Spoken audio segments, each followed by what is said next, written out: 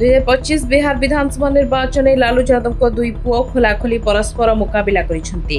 किछि दिन तले राबड़ी देवी कहिथिले जे से निज पुओ तेज प्रताप को विरोध में प्रचार करिवे नहीं, किंतु सान भाई तेजस्वी बड़ भाई तेज प्रताप को विरोध में प्रचार करने को आगे आछंती।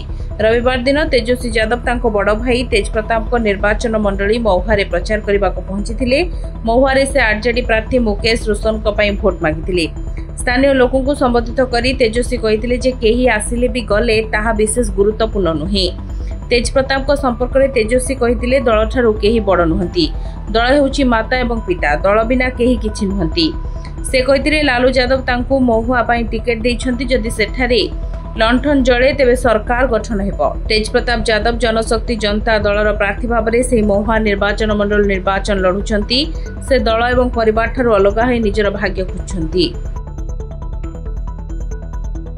Bureau report, Dinlipi live.